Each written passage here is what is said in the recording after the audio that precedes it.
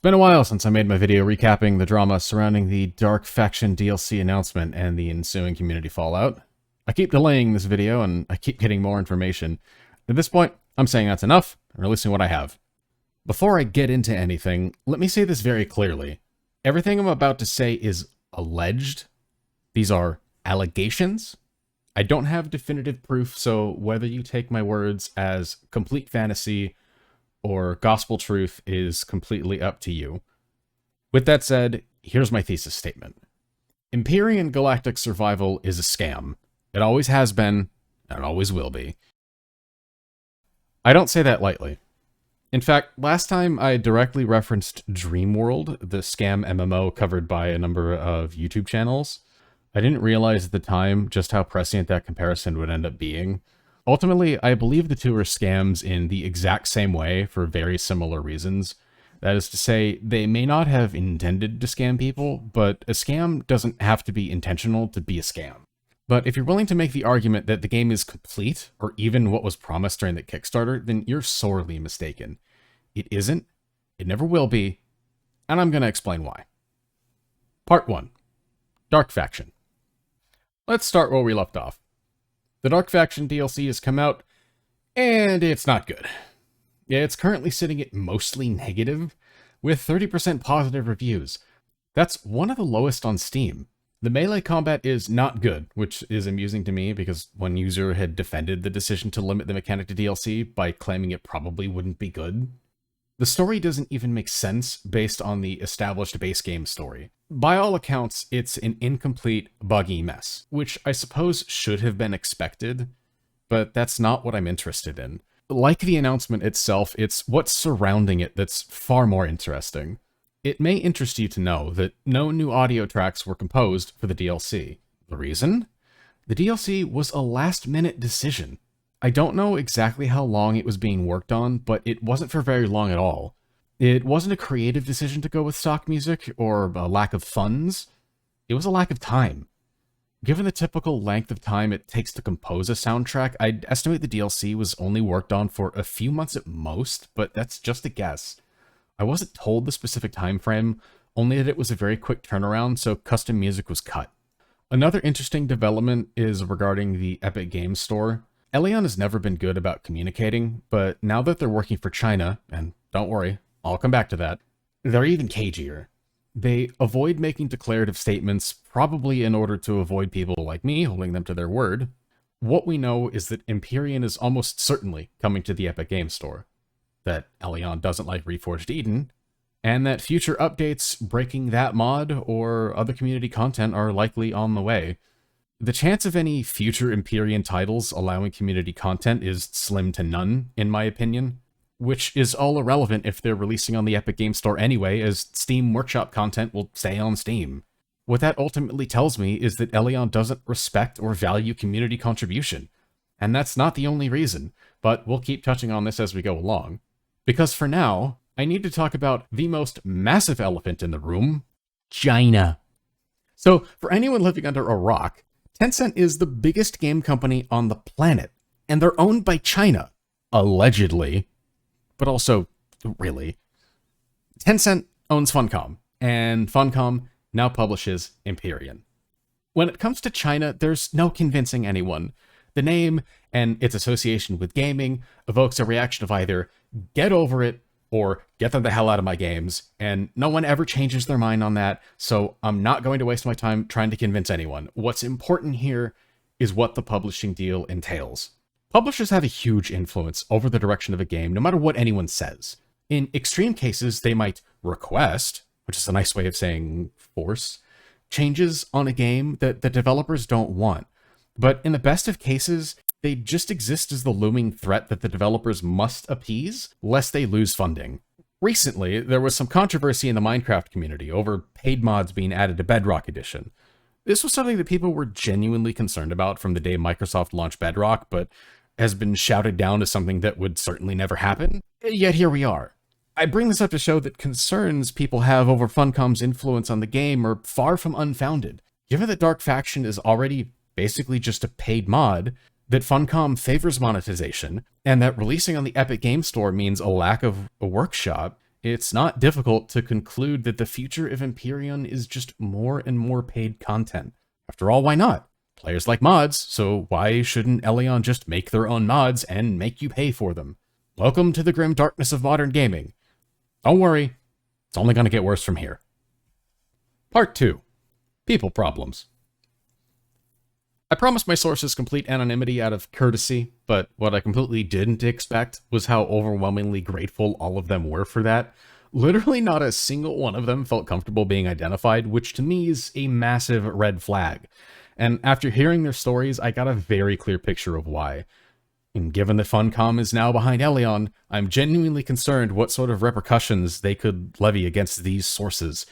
For that reason, I'm taking this all on myself. I'm not going to give any information that could identify my sources, so if Eleon wants to claim defamation, come at me. Eleon is staffed almost entirely by contract workers. That was always my guess. Now I have confirmation.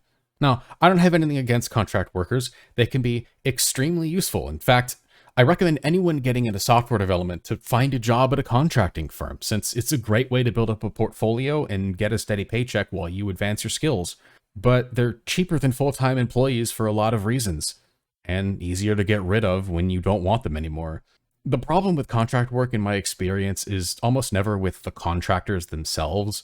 It's when too much reliance is placed upon them, and Eleon relies on them completely. Eleon doesn't pay hourly. They have a flat rate based on a set number of hours, but they encourage their workers to work more than their share. It's a sort of, if you really want to advance your career, you'll happily put in a few extra hours a day mentality.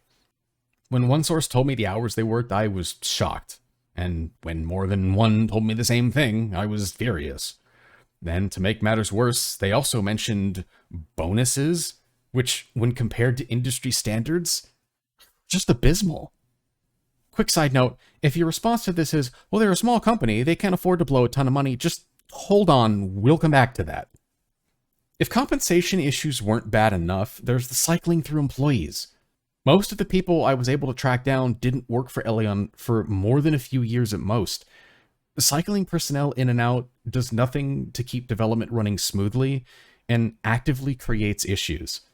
But the bigger issue is why people cycle in and out so much. When one person tells me a horror story, I file that under one person's experience. But when multiple people tell me similar stories, unprompted, it starts to form a pattern. There were two patterns that formed with regards to Eleon staff. The first issue is that most of the Eleon staff are fairly fine people.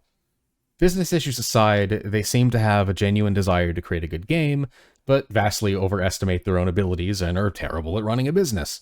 This is one of the biggest Dreamworld parallels I was able to draw. It seems they didn't ever set out to scam, they just had no clue what they were doing, and now here we are. If I had $1 from every Kickstarter from around that time that followed the same path, I could fund my own game. The second is the biggest problem with Eleon and the reason that Empyrion's in the state it's in. The lead developer, a guy named Steve. I can't find any information about him, so either he blocked me like most of Eleon has, or he just doesn't have a presence online. Steve, according to everyone I spoke to, is an asshole. From what I was told and from what I was shown, Steve thinks he's a good programmer, and he isn't. He doesn't like when people do better than him, when people challenge him, or when people dare to question him. Several people mentioned that he gets nasty in meetings, apologizes, promises to do better, and repeats the cycle. There's a word for that. Steve also hides from the public and lets others take the blame. I mistakenly said in my last video that Eric was the lead developer, and that's not correct. And Eleon wasn't the one to correct me. By all accounts, he's a fine person, and not deserving of the hate that's been thrown at him, and neither is Talon, who is also being thrown under the bus by Steve as the public face of the company on the forums. I'm not the only person who threw shade at these two people, and Steve never did a single thing to defend them. More than one person told me stories of a feature being worked on tirelessly by them, only to have Steve completely and coldly reject it. Like I said in my last video, this happens in the industry sometimes, but there's a significant difference between a highly paid, salaried, full-time employee working normal hours, having their work canned, and what Eleon's doing. These contractors will sometimes work up to 16-hour days before having their work thrown away. And remember, they aren't paid overtime. To me, That's unacceptable. There's one last thing I want to bring up here. Everyone I spoke to was very clear that they didn't want to be identified. They were strangely adamant about this. I obviously understand, but the degree of importance placed on not wanting Eleon to know who said what gives me pause. I have more information, but I don't want to release it in the event it causes too much attention to be placed on any one individual, hence why I have only spoken on things that multiple people have said. Plenty of projects set out to tackle wildly ambitious goals with zero chance of success. In this case, they did achieve a degree of success. The game might be buggy as hell and still incomplete, but they certainly accomplished more than most, and that should be commended. But there's something that sticks out to me that is not only not commendable, but has completely reframed my entire view on the project. Part 3. Lies, lies, and more lies. Did you know this game was kickstarted? I mean, I know I've brought it up already a few times, but this was a fact that I was completely unaware of until only recently. But this does mean we can look at some things that were promised and then never delivered upon. Of course, the Kickstarter was canceled, so they aren't beholden to any of these, but I still think they're worth bringing up for context. The Kickstarter mentioned that you'd be able to walk in ships. Someone told me this was technically realized because you can, in fact, walk in a ship. But we all know that's not what it means. People have been asking for years for the ability to walk around in a ship while it's in motion, and plenty of amateur Unity experts have been countering people on the forums with explanations of why it's impossible. Rust is also made in Unity, and they actually solved this problem. It took them forever, and it wasn't easy, but they constantly updated people on their progress to the point when it was finally figured out, the entire community rejoiced together that the problem was finally solved. As a result, the game has everything from the cargo ship event to train cars, vehicles you can walk around in. The point is, it's completely possible. It's just really difficult. I want you to think about the things you or the community want to see in Empyrion through this lens. Does it seem like adding a feature or solving a bug might be incredibly difficult? If so, that's probably why it's not in the game. The Kickstarter also had backer rewards like naming moons after players. Not only was this never realized, it's literally not even possible. I had the system generation code explained to me, and the way that it works, they couldn't give moons custom names if they wanted to. From what I was told, there wasn't even any reference to those rewards anywhere past the Kickstarter. Developers who weren't aware of the Kickstarter didn't even know that things like this were even a consideration. Now we come to the real meat here, the financial breakdown chart. Anyone with budgeting experience will instantly recognize that there's something wrong with this chart. In case you aren't aware, budgets don't work on percentages. Based on this, you can assume that if the project had been funded to the tune of $1 million, the devs would have been paid $750K. The cost of things don't scale that way. This chart is clearly bullshit. And then there's the funding goal. In no way does this budget sound even remotely reasonable. If you know about Dreamworld, you know they also asked for a pitiful amount, with the reason given that they already had funding from an outside source. Eleon claimed that they'd keep their day jobs in order to fund Empyrion's development. They solicited volunteer work to help with asset modeling and music, because they couldn't afford to pay people. But there's something here that I was able to get confirmation on. The title theme, as well as the music that plays for the first time you enter orbit, were both commissioned tracks, and they were commissioned during the Kickstarter. If you weren't around during the early days of Empyrion's development, you might not know the name Modding Asylum. They were a group of volunteers who worked tirelessly on assets for the game. They were not paid for their work, as they were given the impression that it was a small project with not a lot of money. Prior to them, there were others who also contributed work pro bono, and just as with paid employees, they were all encouraged to work a ton of hours, and even had a lot of their work thrown away completely. Now, why would they have been able to pay for music tracks, but not for other work? If your answer is because they couldn't get anyone to provide music for free and they didn't have a lot of money, you're wrong on both counts. For one thing, a lot of the music in the game right now is either stock music or from talented volunteers. But here's the biggest issue. Eleon was funded by an outside source to the tune of, and I quote, millions of dollars. I attempted to inquire about this, but Eleon cut off all response to me, and the sources I spoke to weren't able to get me documentation. but they were completely confident in telling me that information. I've spoken before about how Empyrion has already made no less than $10 million in revenue since launch. Eleon has stated that they don't need money, and now they're funded by Funcom. All of this adds up to one very uncomfortable conclusion. Empyrion Galactic Survival is a scam, and has been since day one. They aren't just scamming you, the player, by providing an incomplete game. They're scamming volunteers by pretending they can't pay them. They're scamming their contractors by terminating them before they can ship a product, by taking advantage of their lack of expertise or lack of desire to cause problems. They're scamming the community by rug pulling them with updates. And with their negative attitude towards modding and negative attitude towards respecting the desire for a better game.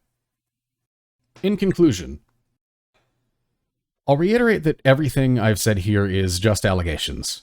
I did the best I could to verify everything I've said, and left out things that I didn't feel comfortable repeating. But all of this is solidified in my mind that Eleon is deserving of no support or respect. I would implore anyone working for them to terminate their relationship with them, and for anyone who doesn't own the game to not pick it up. For the players creating content for the game, you're the true lifeblood of the game, for better and for worse. You deserve better. Last time I attempted to offer an olive branch to Eleon. This time, I don't care. Unless something dramatic happens, I'm done with Empyrion. And just to show that I truly stand by my statements, I'm actually asking Steam to remove the game from my account.